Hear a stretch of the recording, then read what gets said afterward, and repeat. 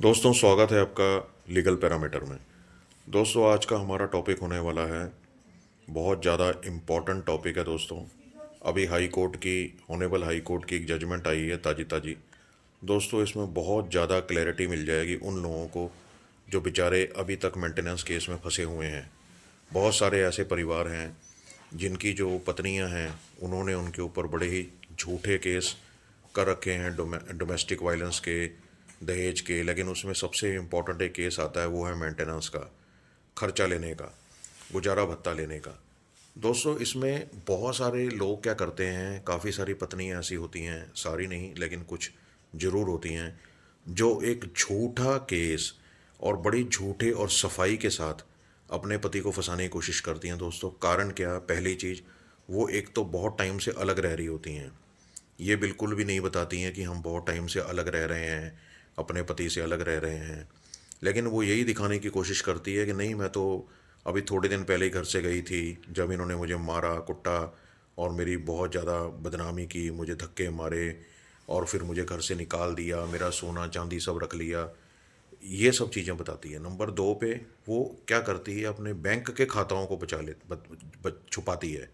जैसे मान लो, अगर लड़की है, अब किसी की पत्नी है, वो अपने घर चले गई, मायके चले गई, पति से लड़ लुड़ के, उसके बाद में उसने क्या करना है, अपने बैंक के खाते जो हैं वो छुपा लेने हैं। उसमें जितना पैसा है, चाहे वो 10 लाख, 5 लाख, 2 लाख, 1 लाख, 50 हज़ार, कुछ भी है, वो अपने कोर्ट से छुपा लेना है। उसने बताना नहीं है। जब कोर्ट में प्रोसीडिंग डालती है ना, खर्चा लेने की, कि मुझे हर महीने 20 हज़ार चाहिए, 30 हज़ार चाहिए, बच्चे का 10 हज़ार चाहिए, 5 लाख चाहिए, 2 लाख चाहिए, तो दोस्तों वो कोर्ट को गुमराह कर देती है ये कह के कि भाई मेरे पास तो पैसा ही नहीं है, मैं कहाँ से लाऊंगी, क्या करूंगी मेरी।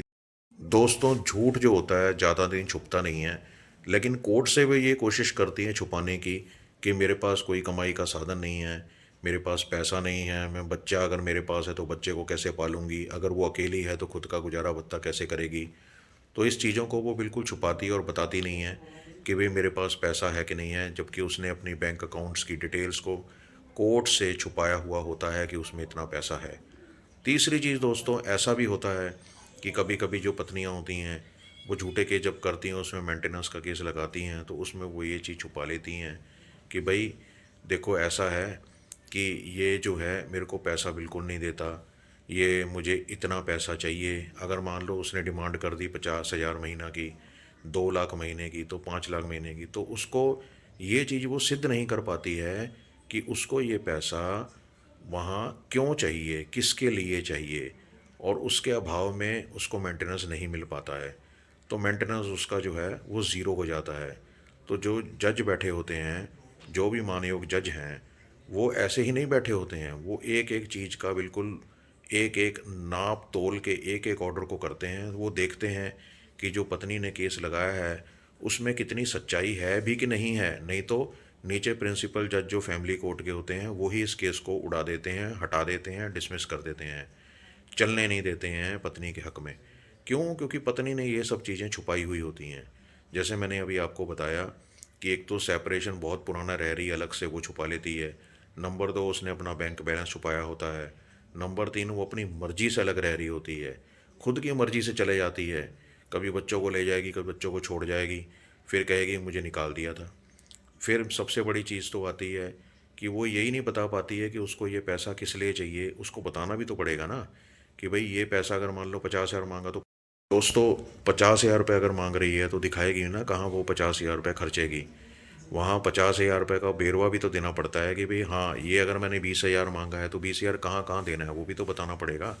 कहाँ कहाँ मेरा खर्चा होगा, कितना मेरा किस में होगा, कहाँ मेरा किस चीज़ में लगेगा, मेडिकल में, एजुकेशन है क्या नहीं है। और सबसे बड़ी बात तो है, खुद वो एमए पढ़ी होती हैं, एमएड की होती है, बीएड की होती है, एमएससी की होती हैं, पीएचडी की होती हैं। तो दोस्तों, किस नज़रिए से ये पैसा मांग सकती हैं मेंटेनेंस का?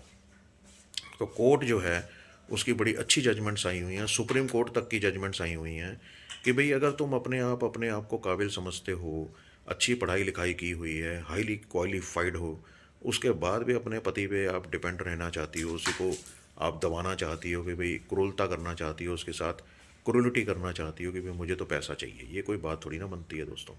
इसलिए ये सब चीज़ें जो हैं, ये जो हैं आजकल के टाइम में बहुत ज़्यादा हो गई हैं, और बहुत ही ऐसे परिवार हैं लड़कों के जो बर्बाद होते ही जा रहे हैं।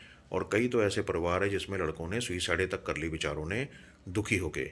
जबकि ऐसा कभी नहीं करना चाहिए और अपने हक के लिए हमेशा लड़ना चाहिए। तो दोस्तों यही चीज़ होती है कि भाई वो पैसा तो मांग लेती है, फिर बाद में वो उसको बता भी नहीं पाती वहाँ, तो इससे भी केस जो उसका हल्का हो जाता है और फिर वो डिसमिस हो जाता है। तो ऐसा ही इस केस में हुआ है, जो अब होनेबल हाई कोर्ट में चला गया केस, क्योंकि प्रिंसिपल जज फैमिली कोर्ट ने इनको डिसमिस कर दिया, ख़त्म कर दिया केस। तो वो चलेगी हाई कोर्ट। अब हाई कोर्ट में जाने के बाद भी उसको लग गया झटका, क्योंकि वहाँ से भी बिल्कुल क्लियर कट जजमेंट्स आ गई, और जजमेंट बहुत ही बढ़िया आई है। मैं आपको बीच में दे रहा हूँ, जजमेंट की कॉपी ऊपर लगा रहा हूँ, आप जजमेंट भी चेक कर सकते हो।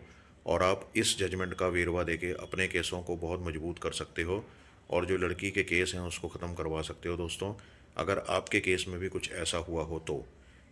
दोस्तों इसलिए जितना हो सके इस वीडियो को शेयर करो, और अपने दोस्तों के साथ इसको शेयर करो और लाइक करो।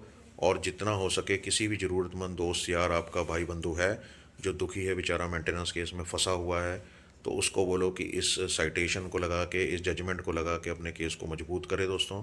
क्योंकि झूठ जो है वो ज़्यादा दिन नहीं टिकता है, और इसी अगर झूठे लहजे और झूठे स्टाइल के साथ अगर लड़कियां या पत्नियां जो भी हैं, अगर इस तरह के केस लगती हैं, तो देखो सीधी सी बात है कि अगर कोर्ट की कोई डायरेक्शन होगी तो वो सीधी उसको डिसमिस करने के लिए होने वाली है दोस्तों।